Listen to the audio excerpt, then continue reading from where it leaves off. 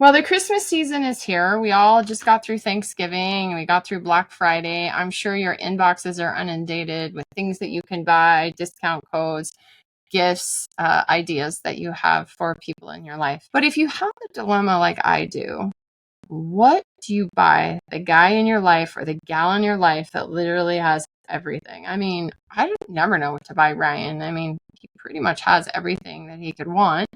And if he doesn't, he finds a way to get it. And honestly, as we get older, we really enjoy more experiences and less stuff. And I think we all know that experiences are really the way in which we enrich our life. So this Christmas season, I am announcing what I call the experience gift. And this is a ticket to the 2025 Western Hunting Summit. Now, we have 2 summits in 2025, an archery summit and a rifle summit. These are the last 2 weekends of June 2025, and they are here in the great state of Montana. Now, if you have that hard to buy for person in your life, what about getting them the experience gift of a Western Hunting Summit ticket? Now, what this entails is 4 days, 3 nights on site camping, full meals, everything is inclusive. All your meals, all your snacks, all your drinks. And you're going to get some education in archery shooting, rifle shooting, backcountry medical, health. I'll be there talking health, nutrition. You'll be getting tips and tactics, and Q&As and gritty film night and 3D archery courses, rifle courses. We have some of literally the best instructors in the world. I mean, Joel Turner has come every year that we've done this. And if you want to learn archery, you've got to learn the right way from Joel Turner. I did. And I shoot great every time, even though I don't hunt. When I go on that 3D course, I absolutely I just shoot the way Joel taught me. So this experience entails all of this. And on top of it, you're going to meet some of the coolest people. You're going to literally make friends for life. Your husband, let's say your husband you buy this ticket for, he's going to make friends for life, and he's probably going to make some hunting buddies. And this is a healthy, amazing group of people. These are people that want to better their lives and enrich other people's lives. They want to learn from each other. They want to teach. And I can't even express to you the amazing things that I have gotten out of the Western Hunting Summits that we've been doing for the last 6 years. So if you want to give your spouse the experience gift of coming to Montana, June 2025, think about getting him or her a ticket. Also, ladies, we are going to be doing more things for ladies. We would love wives to come, partners to come. Maybe you don't hunt, but you want to learn archery. You want to learn how to shoot a rifle. You want to learn how to shoot a handgun. You want to learn backcountry medical. You want health, and you want to be in community. We are this year going to be working more and having more options for the non-hunter during the weekend to make it all inclusive. And the cool part of this, and this was my idea, Ryan is always like, what are you doing? So I told him, I said, anybody who buys a ticket between now and Christmas, and you put in the code GIFT when you buy, put in the code GIFT, you will get 10% off your ticket price, which is great. But you'll also get your partner, whoever, your son, whoever you're buying this for, they will get a phone call from Ryan on either Christmas Eve or Christmas Day. He will be announcing to them that they won this gift. So if you've got somebody in your life who absolutely loves gritty films and loves to watch Ryan, then this may be the gift for them. And it may just make their entire Christmas, and they have something to look forward to. So I'm calling it the experience gift. And again, use the code GIFT at westernhuntingsummit.com when you purchase your 2025 event pass. And you'll get a phone call.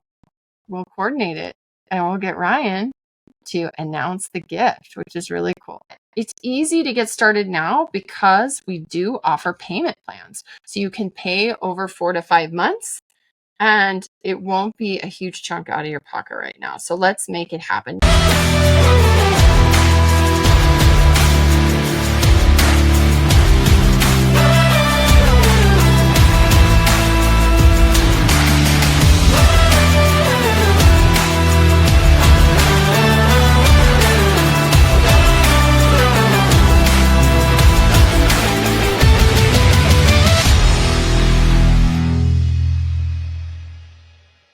welcome back to the Hunt Harvest Health Podcast. Yes, Ryan and I are together again. This is a miracle. 2 times in a row.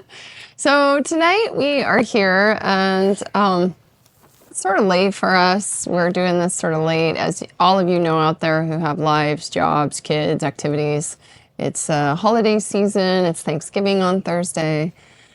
We are busy, and so we're going to do a quick podcast on a topic that Ryan gets a lot of questions about, and that is carnivore. Carnivore diet. Yes. Or, I don't even like the term carnivore diet. Animal-based diet. It's just an animal-based diet.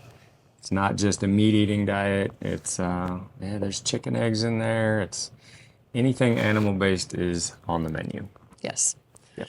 All right, so we're going to streamline this by just starting with, since Ryan tends to be the one that gets all the questions because he's actually the one doing it, I'm going to tell my story really quick because it's a very short part of this year. I did the carnivore diet for 3 months, 2.5, 3 months. My daughter did it for 1 month. It was a struggle for her, and we don't need to go into that. But for me, the first couple of weeks was a challenge, mainly because I pretty much had all the side effects that people talk about, which is keto flu, cramping, diarrhea, all the fun stuff. And, but the benefits that I got once that stuff, and actually the weird thing is I did have the keto flu a little bit, but it wasn't that bad. Like I don't think I was getting into ketosis for quite a long time. So I think it was just more fatigue from not having carbs, kind of like brain foggy stuff. But overall, when I first started, you don't feel that bad. What I noticed, the benefits that I noticed were no joint pain. I had no joint pain. I have some arthritis in my hands, and I noticed my hands did not hurt. I didn't have joint pain in my hips and in my knees and my feet, like, you know, old people do. I noticed that right away. So Old people. We're not old, are we? Older people. Right in the middle. Yeah, I'm also in a different group because I'm menopausal, so I've lost hormones, and that's probably doesn't help my joint pain, but it really helped. So bringing the inflammation down was really a big thing. I also had, once I got through those first couple weeks, I felt a lot of energy in my body from about, I don't know, when I wake up in the morning quite early to about 3 or 4 in the afternoon. Felt like I was really clear, felt super cognitively like sharp. But then after about 4 o'clock. Which, this is, I think, what kicked you out of the carnivore, was the energy. It was just this. It was a shortened, like, span of energy for you throughout the day. It was like good, and then a wall was hit at like 3, 4 o'clock. Yeah, and maybe for me, you know, my job entails going and sitting and having to really, you know, I'm not doing like physical stuff. I'm like doing brain stuff. I'm thinking, I'm typing, I'm talking to people, I'm critically thinking about things, you know, people that work jobs like me in healthcare. And so I felt like during the day, in the morning, I was great and doing well. But then the mid-afternoon would come, and literally sometimes I'd be driving home, and I'm like, it's about a 35-minute, 40-minute drive home, and I think to myself, do I need to pull over and take a nap? Because I don't think I'm going to make it home. Like, debilitating fatigue. And then some nights it would be bad than others. Like, I'd get home sometimes, I'd rally, but some nights, it was literally all I could do to just lay on the couch. If we had to go somewhere or do something, it was almost painful for me. Now, I'm normally an early to bed person and an early up person, so that schedule worked okay for me, but not when you have young kids and you have activities and you've got to be shuttling people around. I just didn't feel like I had my mojo after 4 o'clock. I stopped. The other thing that I had pretty severe was cramping. I had a ton of cramping at night. And I was eating so much salt, and like sucking on rock salt, taking electrolytes, and people say maybe you didn't have enough potassium. I mean, I was drinking electrolytes. I was drinking tons of it, and I felt like I couldn't get enough water and I couldn't get enough salt. I was constantly thirsty. I was constantly cramping. So that was one of the other reasons that I decided to add in some carbohydrates. So I added in blueberries, squash, and avocado. Those were the 3 foods that I added in. And it was like night and day. My energy, my ability to think, the cramping got way better. It's amazing how just that little bit of carbohydrate and the potassium probably in those foods changed my cramping situation. I felt kind of like a loser, you know, because when you live with like Ryan and you don't do it hardcore all the time, you feel kind of, you have to get over your loser feeling about you couldn't do it for a year. And Losers. so besides, you know, that I felt kind of bad, but then when I ate those carbs, I didn't feel bad for very long because I felt way better. I was also having major blood sugar crashes, and maybe this for me is, I feel like I had a very difficult time getting into ketosis, and this might have been my problem, is that I was not eating enough fat. I just can't eat that much. And for me, I don't know how much fat I would have had to eat, but I just felt like I couldn't keep up with it. And so I don't know if I ever was fully in ketosis, which I was probably transitioning a lot. And this is why I was having this keto flu like thing that I had like on and off. Sometimes I'd be great. And then sometimes I just had like 2 or 3 days of this like horrible feeling, and then it'd get better. So I don't really know. And I didn't monitor my ketones. So I'm not a very good patient. I just kind of did it and then hoped that it would work for me. But it didn't. I do need some carbs. My blood sugars get too low. I feel better on a little bit of carb. Now, the downfall is when you start eating different kinds of carbs. Like, I ate a brownie on my birthday, which is in March. You fall off the wagon real fast when you go back and start eating carbs and sugars. So I literally went from New Year's to March 24th, which is my birthday. I did have some carbs. I did have some berries that in March I started eating carbs a little bit, just what I said. And then on my birthday, I had a brownie, and then I just went. It was all. I just went downhill from there. Yeah. So that was my carnivore experience. But I will say that I mean, when I look back on it now, I would like to retry it again. Maybe do animal-based plus the carbs like Carnivore MD, like Dr. Saladino does, where he has a list of... He adds a lot of like avocados and things like that. He's got a list of okay foods, like low toxic foods, he calls them. And I do okay. I do okay when I eat like that naturally, where I eat animal-based, but I eat some fiber, I eat some carb. Yeah, I'm still curious about that diet because, you know, you're not in ketosis generally. You kind of go in and out. You kind of hang on that line when you start eating fruits and carbs and things. So you don't get the benefit of ketosis and just having your body burn all the fat. So yeah, I don't know how that will go, introducing fruits with the animal-based. But my concern is I've wanted to be strict just so my body stayed in ketosis. So I haven't added any sugars or carbs just to torture myself. So you started kind of around December 1st of last year. You went on your fast. So I went on a fast in the end of November, up into the mountains of Idaho. It was really cool. Wanted to do a food fast with only water, just drinking water I ended up going for 84 hours on that one. Me and the goats, we ran up the mountain and did it. He kind of wrote a little article about it on the site and talked about it a bit. But it was just a test of will, see if I could do it, see how long I could go, and I wanted to see how the body felt. So I kind of springboarded off that fast and went right into carnivore. And carnivore is something, we've been talking about doing it for years, honestly. I've talked to my buddy Jason Phelps about it. He's done it sporadically. And, you know, I was really curious about the effects. It always sounded great. I just didn't commit way back in the day. Well, he was doing it mainly for weight loss, I think, to Yeah, he start. got And shredded. he He would lost like a lot of weight. lose weight real Like, you don't really fast. need to lose a lot of No, weight. I just wanted to do it to see if I could do it and see how my body reacted and felt, and also know if I could still crush mountains like I can crush mountains when I'm eating Did you what I crush eat now. mountains? Well, that was fasting. You didn't crush mountains when you were Just fasting. wanted to see if there was a decline. Like Yeah. if I did the carnivore, would there be a decline in energy? And you know, so going into the carnivore, I'd done I don't know how many hours of YouTube videos and research and podcasts and everything, trying to learn anything and everything about it.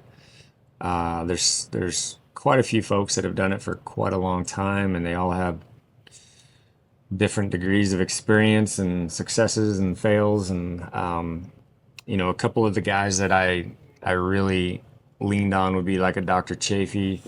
He's a neurosurgeon that has had really good effects, him and his wife. And then, you know, you listen to guys like Jordan Peterson and Michaela Peterson and the success that they've had. And then Dr. Sean Baker. Sean Baker, he's been doing it for quite some time. He's a beast. I would say he's kind of the OG of He it, is the for OG sure. for sure. He's how old is Sean? I think he's late 50s, 57, something like that. I don't know. He looks like the Hulk. He's a beast, man. He lifts heavy. He's extremely smart. I actually did a podcast. Me and Brian did a podcast with Yeah. Sean Baker not that long ago. We didn't talk about the carnivore much, but we talked about hunting a bit to his very different audience. So that was cool. But yeah, so I kind of leaned on those guys, listened to them, read everything I could, and just wanted to know how to do it right. So the reason why I did it was just that. It was it's not like I was feeling bad. It's not like I was having low energy or anything like that. I was actually pretty content with You got a how little I bit of brain fog. performed. That I did have. Brain fog was bad.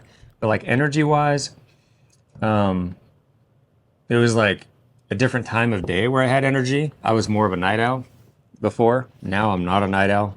In fact, we are almost past my bedtime right now. I Pretty know. late. Usually this is my bedtime, and he's just ramping up to watch YouTube videos till 1 in the morning. Now Not it's complete anymore. opposite. It's up early, and usually by about 9, I'm ready to hit the bed. So it changed drastically on this diet. So yeah, the brain fog was one I was experiencing. I had like trouble recalling things, like remembering names and words and things that I should have like in front of my brain here. And then I did the carnivore, and all that went away like pretty quickly, actually. Like I was blown away, which when I first started this, committed to 90 days, that was the goal. Me and Mark Livesey, we agreed like to try it January 1. We're going to do it January 1. I jumped the gun and did it way before because I'm competitive and I wanted to beat Livesey. So I beat him in so many ways. I beat him to the punch, and then I crushed his soul when it comes to the diet itself because he failed miserably. In Well, fact, let me just tell this story real no, fast. let me preface this before he talks about Okay, I got Mark. a lot of things to say to throw Mark under Yes. the bus because it's one of my favorite things to So do. Ryan had almost 0 side effects. 0. Okay, he did not have diarrhea. He did not have constipation. He did not have the keto flu. No. Not that I ever remember you having. No. He I didn't had have low energy cramping. when I first got into it. I was definitely low energy. It took a bit for my body to convert to start burning fat versus carbs.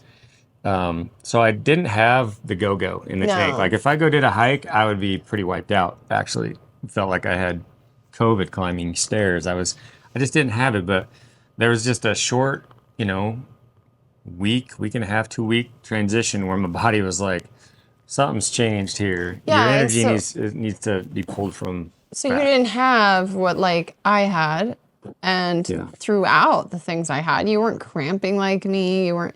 And Mark, from what I understand, in the beginning, he was having the same problems I was having. Yeah. He was cramping, he was having diarrhea, he was like having super low blood sugar or whatever. Like, Yeah. you know, he was not eating carbs.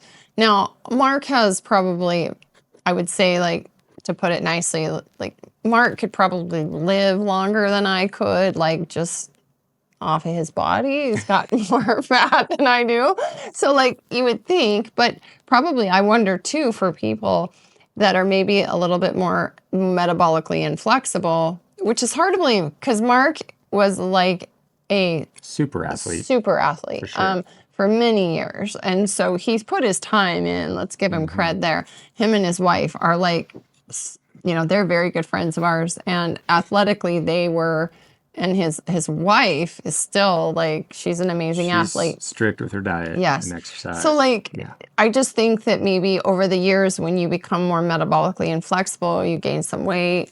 This diet is really hard in the beginning, especially if you have a hard time getting into ketosis. And I think Ryan just metabolically did it faster and he did it better than like me and Mark did. Now, You hear that, Mark? Let us say, I did it better. Mark, we could just stop from this what podcast Ryan's right going now. to tell the story, and Ryan, he's going to throw Mark under the bus. I I don't love think throwing Mark under the bus. I don't think Mark was like following the diet. This is the other thing is when you start feeling really bad, you think to yourself, do I need to feel this bad? I could just literally go eat. Like, Yeah. I could go eat a carrot, or I could Admittedly, go eat an there's apple. some challenges or, when the rest of the house isn't doing. yeah, I mean, You you get to could. see what they're eating, and they're eating the stuff that you used to eat and enjoying it. Like, you know, some breads, sourdoughs, and obviously on holidays, it's different things. It's pumpkin pie on Thanksgiving, which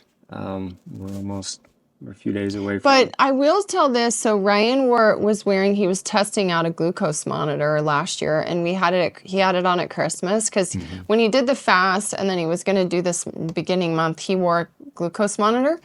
I had worn a glucose monitor the summer before and tracked my food, and like the only thing that made my glucose go up was like corn chips or something, and the sauna, and sometimes when I got an IV, which was really interesting. Yeah. His blood sugars were so good, and then on Christmas he had some potatoes and a cookie. I think it was a very small amount of like what we consider for holiday sugar. Yeah. Well, I didn't even have the whole cookie. I like had part of a cookie, and His blood sugar, you could just see it go. Where did it go to like 180 or something? yeah, and now that happens postprandial. Your blood sugar goes up because insulin goes up. It's detecting it. These things go up. This is normal.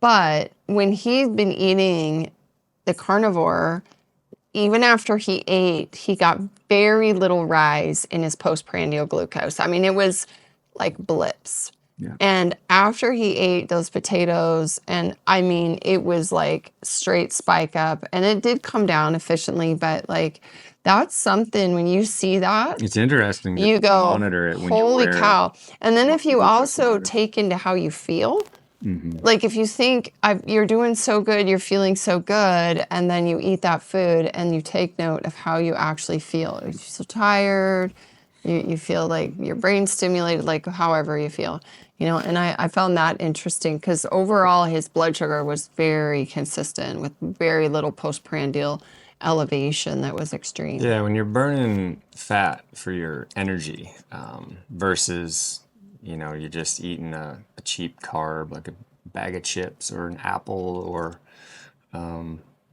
sweet potatoes. I used to love sweet potatoes. That was a big part of my on and off the mountain regimen. Like I'd make sweet potato bites and freeze dry them and all kinds of Yeah, we recipes have for an sweet entire potatoes. book of I vegetables love and fruit. sweet potatoes. And they worked good, but I've realized it wasn't the carbs that was giving me the energy to get up the mountain. I don't need them because right now I am a week away from 1 year of carnivore. And I have not cheated, except I had that half of a cookie on Christmas, which I was like 3 weeks into it. Tana told me she poisoned you. She put a lemon Okay, so yeah, she put a lemon in some sparkling water, and she didn't tell me, but she thought, She's very confused though why you can drink Spindrift. yeah, yeah, that's kind of like our treat is a Yeah, she's like, Spindrift. how can Daddy drink Spindrift? There's poison in there. Yeah, And I'm like, well, flavoring. I don't know. I mean, he So, hasn't well, been let's 100%. Let's get real. let's talk He's about drinking like coffee. that's what I was going to bring up. So there are so many different ways to do this. You can be as Yes. strict as you want to be. So if you look at Jordan and Michaela Peterson, they're very strict. So they do New York strips pretty much for every meal with salt and water, and that's it. That's all. There's nothing exciting about it. I'm just animal based. I'm not carnivore. Carnivore is meat, but animal based, I feel like worked best for me, with the exception of the only thing that's not animal based is coffee. Like I do drink coffee. I don't think that has any ill effects on me for some reason. I think it's totally fine. But some cheeses, not a lot, a little bit of cream, eggs is a good one. You know, you can do all the meats if you want to do chicken and pork and stuff like that. But we've found that wild game and beef it just makes it feel better for some reason. You can do wings, don't do breaded wings or anything like that, chicken wings. So you can have some variety in there, and you can get real creative with it, which I have in this past year. But again, it's like Hill said, it's not strict. It's not super strict. Now you can go that way, but I have felt so good that I don't feel like the coffee, which is obviously from a plant, is holding me back. I'm not the point of cutting out a lot of the vegetables was for me to see how my gut felt. You know, if you're a guy who has like, if you're just like bloated and gassy, like Bloated. some of the hunting partners I've hunted with, like gassy all the time. Brian Call, I'll say this because he said this a bunch of times. One of the gassiest guys I've ever met, and it's like all day, all night is never ending. It was Brian. And I shared TP with a guy for years, right? Well, he got on carnivore and it's gone, like zero. It just was gone. And that's the case with carnivore. You don't have there's no gas, there's no bloating at all. For whatever reason, it's gone. And a lot of that is due to the vegetables, oxalates, I guess, in the vegetables. If you listen to Dr. Chafee, they're not good for your gut. And look, we have Lectins. gardened lectins and beans and stuff like that. Not good for your gut. But yeah, I have probably eaten too many greens in my lifetime because we gardened so much back in the day. And it was probably a blessing. We moved to Montana and we killed the Where we can garden hardly grow anything. because, in my opinion, now the greens were not doing me any favors. So the veggies, it's not like it made me feel bad, but we did some testing like to see where the absorption was in my gut and realized like with all of the protein I was eating back then, for some reason I wasn't absorbing it. So what would that be? Leaky gut, right? I wasn't absorbing the good stuff. You were Because my absorbing protein levels things you were, weren't supposed to. So the idea with oxalates and stuff, what they talk about, is that in lectins and all these, they basically open up the tight junctions in the gut. And when that happens, your gut is a single-celled barrier that's protected by like a cilia border. And when food goes in, you're supposed to break down fats, carbohydrates, and proteins into little particles. And then there's things that carry some of those across. Glucose obviously goes right across the membrane.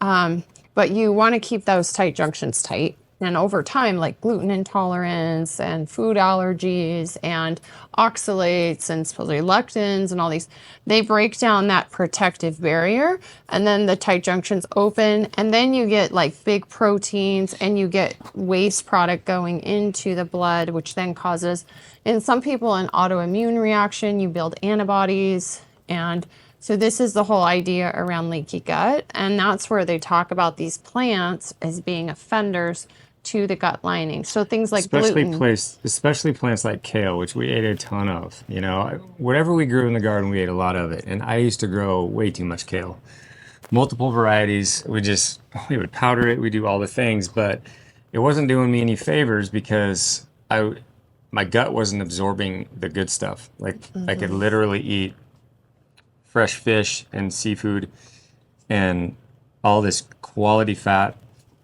and it wasn't showing up in the tests. And my protein levels were low.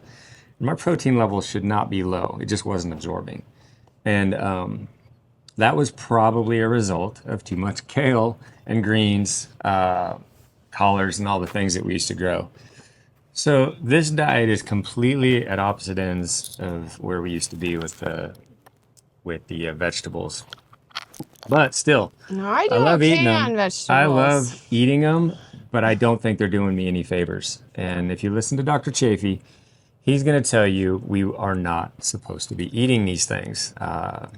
They build these toxins up to basically they have a bitter taste to them for a reason. They're not meant to be eaten by us. However, Yep. our ancestors, so food preparation back in the day was very different than it is now. They knew that some of these foods, like the beans, cooking beans. Did you know that you're supposed to soak your beans for 48 hours? Then you're supposed to slow boil your beans for like days, and you're supposed to scrape off the bubbly stuff that comes off. And that's like cooking out the lectins out of beans, which is what makes people so gassy. And even like tomatoes, you know, a lot of the ways they used to stew tomatoes and make tomatoes gets the seeds out, that's where the It's the lectins are. They skin. skin it, you know, you skin the tomato and then you pull the seeds out and you can still make tomato sauce. So, and like sourdough, fermenting cabbage, making sauerkraut. A lot of the foods, because of refrigeration, we didn't have it. They were actually taking these foods and making them more edible, but there was slow cooking, this whole movement of slow cooking, which now we just like have beans in a can and we just kind of eat But it. see, We don't know how they were what I prepared. like about this diet though specific is I don't have to eat any of that stuff and mess with any of that stuff. I can literally just eat steak if I want to, or wild game if I add enough beef tallow or butter to it, fat to it. So it's super, it's a super easy diet if you're, I think, strong in the mind that you can actually do it and not cave and fall off the wagon like Mark Livesey did. He didn't. I'm just going to throw him under the bus real fast because this is a great opportunity to do that. So Mark started it About the same just time I did. yeah, just after Yeah, about a month after I after did. Christmas. And look, Mark said he did the diet for 3 months, but I've come to learn otherwise. There are some folks at a trailhead that he met, and I just ran into these guys. It's hilarious. And I was talking to them, and they're like, "Oh, by the way, we ran into your buddy Livesey. He was on the carnivore diet, but he told us to never tell you about what he was eating as they were having dinner at Secret number one, never tell anybody not to tell the Ryan. trailhead." He was like, "Man, he was eating salads and potato salads and all kinds of stuff." And he's like, "Don't tell Lampers."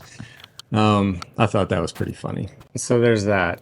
Also, look, I would go over to Mark's house and see beer cans, and the man can't avoid white Monster energy drinks. He just can't avoid it. It's his kryptonite. So, so don't buy into when Livesey tells you that he did it for 3 months because I know for a fact that he didn't make it. But when I started it, I committed to 90 days, and I told myself, let's check the 90-day thing. We'll evaluate when you get through it, see how you feel, and then you either bail or you keep going.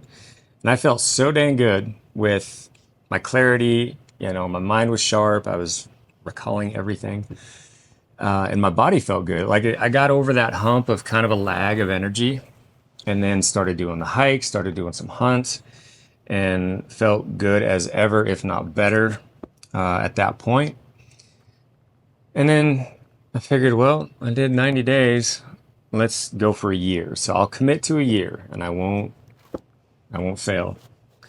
So I committed to a year, and we're about a week away, not even a week away from a full year. So I feel like I did pretty good, not having any sugars or carbs, anything in that time frame. Which, again, that's a lot of traveling. And here's one thing. This is a live a say line, like, oh, I travel too much. I do that. I can't do it when I'm traveling. I can't do it when I'm blah blah blah. There's always an excuse. Excuses are like exactly. Everybody's got one. So traveling is pretty dang easy if you are a grown up about it and you prepare, and you can simply take a few bone broth packets. I mean, A keto sneak, brick. I tried to sneak butter through like an airport. They usually take your butter. It's crazy. Butter is not something they allow to go through. That's so They've taken silly. it twice. What are you going to do with butter? I don't know. I just want it for my bone broth and like a little salt. And you can find hot water anywhere, like at any airport, any place. You can find it at a gas station and add hot water to your bone broth. So it's a real easy like fix. And also, if you have a freeze dryer and you do what I do, I have hundreds of meals built and ready that are just made of eggs, bacon, sausage, and butter.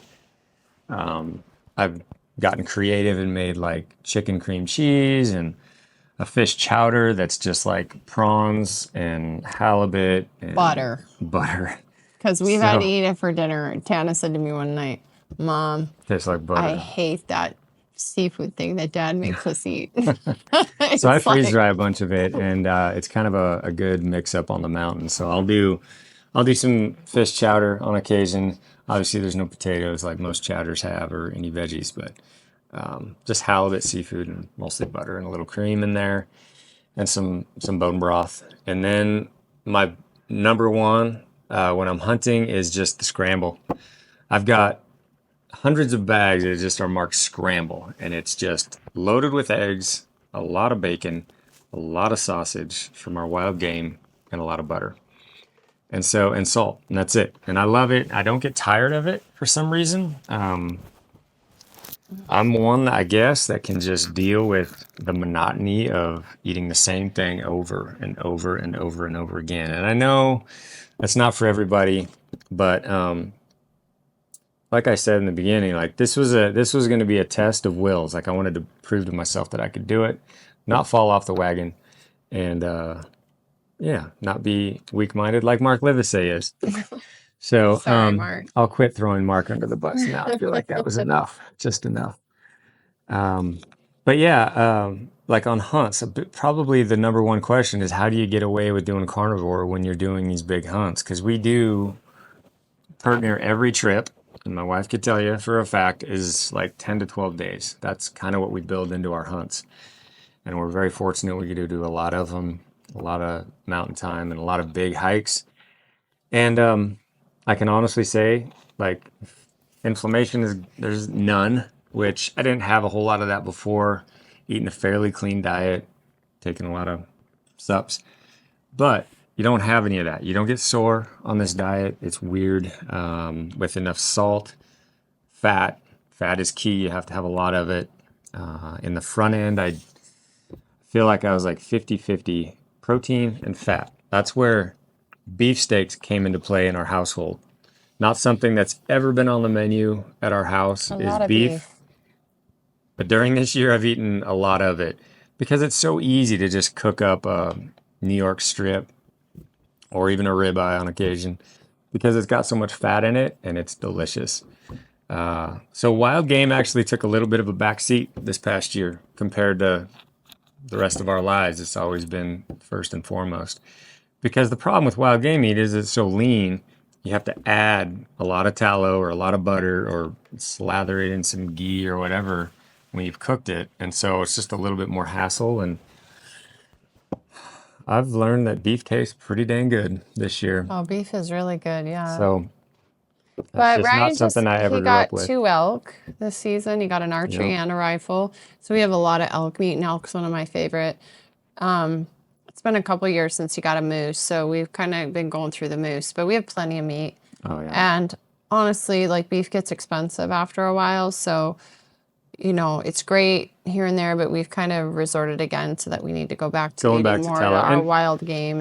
And the thing is, like, the carnivore thing changes. On the front end, I felt like I needed that 50% fat or 40% fat, a lot of fat, to have the energy that I needed, do what I wanted to do. So on the front end, when I started the diet, I was doing like 40, 50% fat. So very high fat to protein. And how it's progressed, like where I'm at now, I don't do even close to that. I still do quite a bit of fat, quite a bit of butter, but not nearly as much as I was doing probably the first 6, 8 months of the diet. I'm not eating like 2 cubes of butter a day now like I used to. I'm not even adding salt to everything like I used to when I started.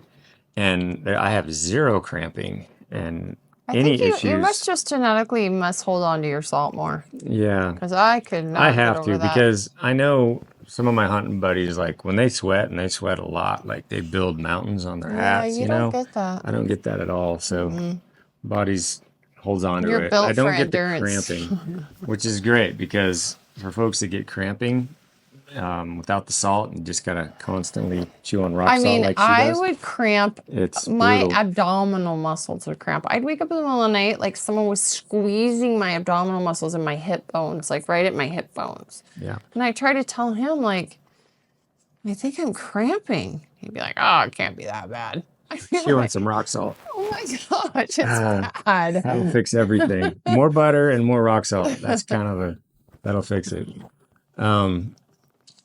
But yeah, so it has changed over time. So now I'm not just like putting heaping piles of salt on everything, on every piece of meat like I used to. It's kind of evened out. Now it's just kind of normal, but I'm just eating, the proteins. Now on my hunts, I'm going heavier on the fat because on my harvest right freeze dried meals, I build those scrambles and there's a lot of butter in those. Like when I cook a batch, I'm getting about 12 to 14 meals, one cook on my harvest right. I've got 3 full cubes of butter in that. Now that's spread out amongst those 12 to 14 meals, but it's a lot for sure. Yeah. And so that just works for me, and I feel like I need that fat up there anyway. Yeah, and I noticed you don't really eat that much food, period. I mean, I he's don't eating maybe bring, 2 meals a I day mean, 2 meals a day on the mountain. I'm not doing three. And then at home, similar to or here, I'm eating 2 meals a day. And then like I just got back. Me and my daughter just got back from a hunt. And I remember I used to have just last year, it was 2 pounds of food, snack bags. You got all these little snacks. There's like 5 or 6 different choices. And then you got your 2 meals. Now I got my 2 meals and maybe a couple of chomps, a couple of meat sticks, maybe a couple of things of cheese, and that's it. And so my meal bag has gotten way lighter, and yet I am not struggling to climb or push. I can go farther than I ever have, and no ill effects whatsoever. So I wouldn't have believed it if somebody would have told me before I tried it. But again, I've done it now, so I kind of know how this works. And maybe it's not for everybody, but for someone like me who I spend way too much time in the mountains, I feel better than I ever have. And that's mentally, like, I love how my brain is working right now, and I love how I feel physically. So, no downside. I think, if you have to look at the cons, I guess maybe social settings, like going out to eat, you're yeah, kind of limited. Like, it is expensive. If you're eating like steak and that's it, and you go out, I mean, where do they you don't give find you a steak? discount. They don't give you a discount steak. They Yeah, still because charge you you for always got to be everything. like, yeah, I want the steak, but I don't want any side dishes, so you can keep the Yeah. potatoes and keep the veggies And or a whatever. ribeye is like $60 when you go out to eat. I mean, it's Yeah, craziness. So it honestly, we don't eat out that keeps you much. from eating out, Yeah, which is we also a win. So we just go like, where's Dad gonna be able to eat? Nowhere. So we'll just come home. yeah, I would say the only place that you could go out to eat and get a decent price on carnivore is Texas Roadhouse. Yeah, Because yeah, it's like decent 30 price. Yeah, $32 ribeye. and you can get prawns on the side. So Yeah, you got to go to if you the have redneck to. steakhouses. You can't go to Bos Angeles and go to a regular place where they serve you a $70 steak. It's craziness. Yeah, that's nuts. Yeah. But honestly, like even traveling, everybody is pretty dang accommodating, and you don't want to be the guy that like makes them do all kinds of crazy stuff, the waiter. But it's actually easier for them. It's like, look, I want a burger without the bun or anything on it. Just give me the patty, like the burger patty, or 2 or 3 of them. And if you have any eggs back there, I'll take those I too. feel too like this must be becoming a trend because it seems like anywhere we go, he's like, "Can I just get meat and eggs?" Eggs And and they're like, bacon, "Sure." and they They're they do it. they don't And even question it in most you just got to places be now. careful what they cook it in. So that's the only thing you got to pay Yeah. attention to. And that's the problem with eating out is they cook a lot in seed oils because they're cheap. Yeah. And so Cook it in butter. that's the problem. And then also, like there's so many different snacks that you can actually eat. Like I mentioned, I'm not strict. So, little bits of cheese here and there with, chomps are a good one. They're clean, just meat sticks or make your own jerky. You can get creative there. Another good snack is like pig skins or chicharrones or whatever they're called. You can do those if they're fried in the right, like Epic, I think, makes some pork rinds that are cooked in like pig lard, which is fine. You just don't want them cooked in You whatever can buy seed oils. keto bricks, if you need like a big chunk of fat that you carry around and eat on all day if you're traveling, you can yeast on that too. Keto bricks are okay. There's a few carbs in keto bricks, but they're so fatty that it takes you like 3 or 4 days to eat one. So it's totally fine. It's like a carb, but Yeah. but yeah, there's ways to do it for sure. But I think a little bit of prep and, like I said, bone broth with butter and salt is really easy. So the key to this Really diet is easy to fat. take. It's just like ketose. It's like the ketogenic diet. There's no carbs. So you have to remember your fat when you first start has to be like 70%. If you're overeating too much protein, you have a protein threshold and you're converting that to carbohydrate. So this is how carnivores survive because they are still making some carbohydrate and they're mainly burning ketone bodies, but there is some carbohydrate production from conversion of protein. But if you're eating a ton of protein, which I see people doing, there's eating a bunch of protein and they're not eating enough fat, it's like you're going to convert that over your threshold into carbohydrate. So people are like, why am I not losing weight? Why am I still having this? So you have to eat a lot of fat. And that's a struggle when you first start is eating enough fat. And that's where a lot of people start feeling horrible is because the body is starting to go into ketosis, but you're not feeding yourself enough fat for that conversion. So, and I got know into that, ketosis pretty quickly, and that's probably why I did so good on it. yeah, I I mean, just you bought had a barely strips, any like side effects. little bottle. It's got like 100 own little strips. Yeah. Just pee on it. Tells you if you're level, how deep you are into ketosis, and I've been in ketosis for a long time, so my body's burning fat for the energy, which is where I wanted to be. Yeah. So where we're going from here is on December 1, coming right up. I'm going to do a little experiment, add a few fruits and berries and maybe an avocado. And all that is to do is I just want to know, like, if there's any ill effects, like how my body feels. It's the only reason I'm doing it. And if there isn't any ill effects and I can figure that magic amount where it keeps me in ketosis, that's where I want to be. If I still feel good. And I love avocados, so I want to start eating them again. And I love apples, so I want to eat, but I don't want to eat too many to knock me out of ketosis. So that's going to be the goal. So it'll be interesting here in another week to see how my body reacts to, berries and fruits and where we go from there. Who knows? But I don't plan on changing much. It's just I'm going to introduce a few things. We've already eliminated all the bad things, all the gross sugary sweets and carbs and nasty kales and greens that I shouldn't have been eating my entire life anyway. So those are all out. They're never coming back. But I am going to introduce a few things and just see how my body reacts to it. And I feel like I'm a pretty good gauge because I hike so much and I spend so much time out there that, boy, if you're not performing, you know it. Like you're going to know if your buddies are passing you and you're not leading the charge. Yeah. That something's Well, the one thing off. I noticed with him is his mental capacity is greatly improved, and his attention and his like ability to focus, just even like his I'm pretty interaction. much the perfect husband now that I'm a carnivore. That's how you can Yeah, say it. guys, that's why you should do it. That's what your wife will say. Yeah. If you don't turn into a raging crazy person like I did, or turn into Mark. You might annoy everybody. My buddy Sean, he calls me a Megan now because I'm Oh, not well, vegan, but you are an evangelist about it now. Mm. We were vegetable evangelists, and now Ryan is a meat evangelist for sure. And I like vegetables still. I feel better on some vegetables. And I do think, though, with vegetables, like, you know, how we've done for many years growing our own, I've kind of come back to the realization that I think that is the best way to go if you're going to do it. And like root veggies, you know, some like, for me, maybe some salad greens, but some cucumbers, some root veggies, some carrots, some squash. I love squash. I think like butternut squash was my first carb that I added in. And it's got just enough sweetness and fiber. I really love the squash.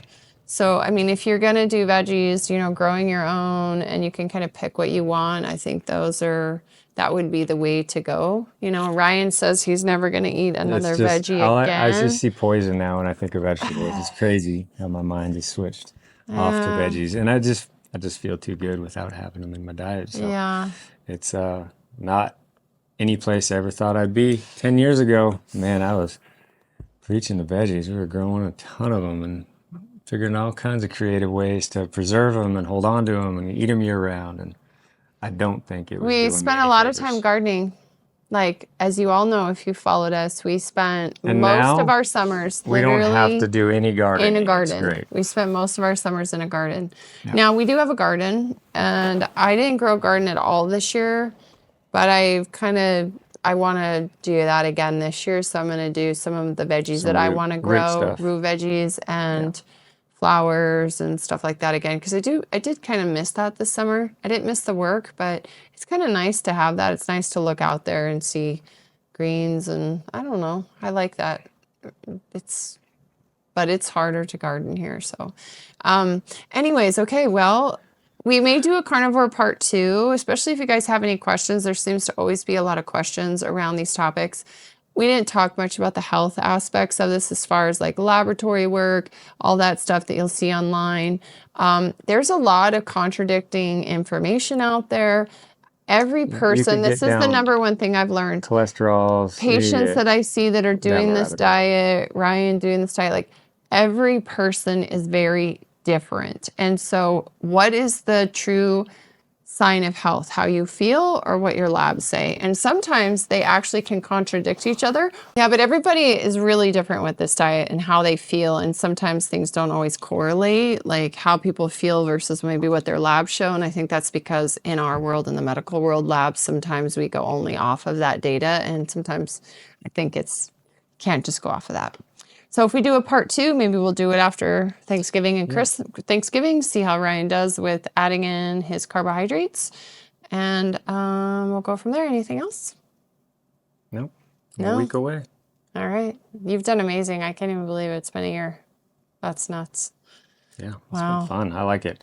I am hook, line, and sinker.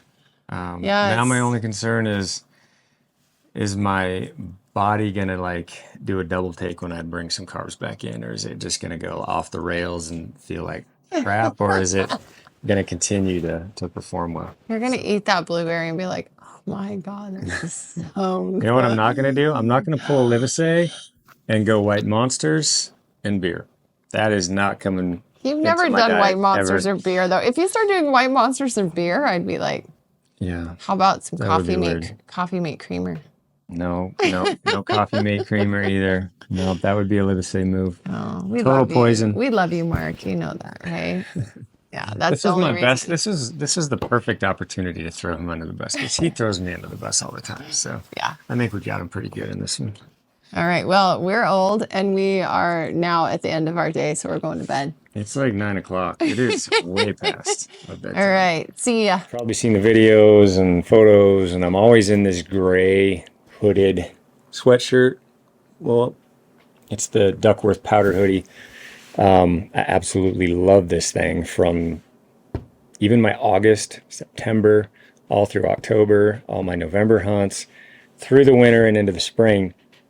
I love this thing. The hood on it is perfect, which is a big deal for me. It's got full coverage, keeps the sun out of my eyes when I need it to. It's self-regulating, like it just regulates heat better than anything I've ever had as far as a just a hooded sweatshirt goes. And that's why I wear it so much. So we have a deal going on with schnees.com. If you head on over there and use the code STEALTHY at checkout, not only will you get free shipping, but you will also be supporting the show. The Hunt Harvest Health Podcast and the Stealthy Hunter LLC, its managers and partners, we do not diagnose, prescribe, or replace the services of a healthcare professional. This podcast is not to be used as a substitute for medical advice, diagnosis, or treatment of any health condition or problem, and any questions regarding your health should be addressed to your primary care physician or other healthcare provider. Remember, I am a doctor